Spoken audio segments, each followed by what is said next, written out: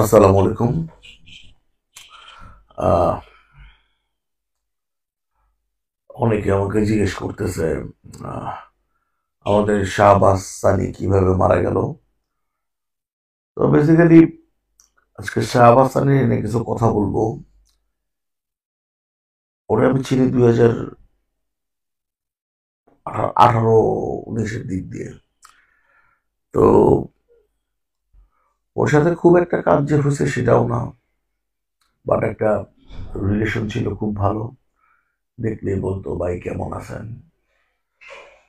কি করতেছেন, কেমন চলতেছে দিনকাল, এই তো বাসার সবাই কেমন আছে, নর্মালি খুব ছোটখাটো একটা ছেলে, কোকড়া চুলের। ওর সাথে লাস্ট যে কাজটা করলাম সে কাজটার নাম হচ্ছে ও অন্তরা, মানিকগঞ্জে শুটিং করলাম। ভালো একটা কাজ ছিল, এটাও প্রায় 10 মিলিয়নের উপরে ভিউ সিএমবি থেকে বের হয়েছিল। আর ওর সাথে লাস্ট দেখা হয়েছে এই জানুয়ারির 4 তারিখে। একটা শুটিং করতেছিলাম, ও আসছিল, সেটাই লাস্ট দেখা। অনেকক্ষণ বসে ছিল, আমি জিজ্ঞেস করলাম কি অবস্থা, আসো এই বিষয়ে খবর টবর কি। ও আমার কিছুই বলতে পারলো না, মানে ও একটু, আমার কাছে মনে হইলো, মানে বললাম তোমার দেখা যাচ্ছে না, কি অবস্থা। ও ব্যবসা বাণিজ্য বা এরকম প্ল্যানিং করে, মানে এরকম প্ল্যানিং এ ছিল। তো গতকাল রাত্রে ওই যে আমাদের একটা ফ্রেন্ড ফরহাদ বাবু, তো ওর বাসায় ছিলাম আমি, আদিবাসী মিজান ভাই এবং আমার সুবাই ব্রাদার।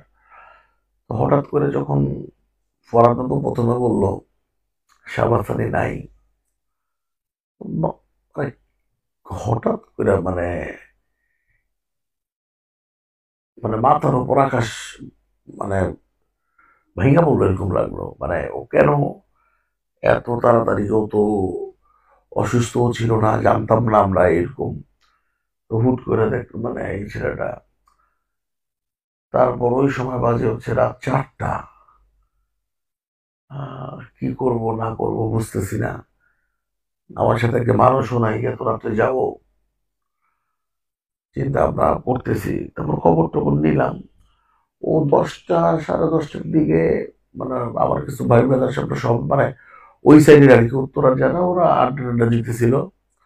তো তারপর হঠাৎ করে ছেলেটা মাথা ঘুরে যায়, মাথা ঘুরে পড়ে যায়। তো হসপিটালে নিয়ে যায়, নিয়ে যাওয়ার পর নাকি বলে উঠছে একটু, মানে স্ট্রোক করছে, যে মাইলেজ কি জানি একটা বললো আর কি, খেয়াল নাই। তারপর ওকে আইসিইউতে নেওয়ার পর সেকেন্ড আর স্ট্রোক করে। তো 3:30টার দিকে আসলে ওরে আসলে আর ব্যাক করানো যায় না, ও মানে আমাদের ছেড়ে চলে যায় আল্লাহ তাআলার ডাকে। তো ওর বয়স 28-27, মানে 27 থেকে 29-এর ভিতরেই হবে। আমি যতটুকু জানি বিয়ে শাদী করে নাই। তো আসলে আমাদের যেই ব্যাপারটা হচ্ছে, মানুষ যখন বাইচা থাকে তখন আমরা তাদের ডাক খোঁজ নেই না, খবর নেই না। আর একটা মানুষ যখন মারা যায় তখন তার প্রতি অনেক শ্রদ্ধা, ভক্তি, ভালোবাসা, অনেক কিছু বাইরা যায়।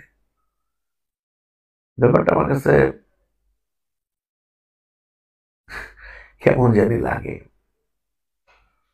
তো সবাই দোয়া করবেন সানির জন্য, আল্লাহ তালা জানি ওর সব গুনাহ মাফ করে দেয়,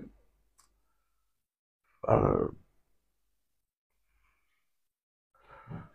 জান্নাতুল নসিব যদি দান করে। তো সবাই ভালো থাকবেন।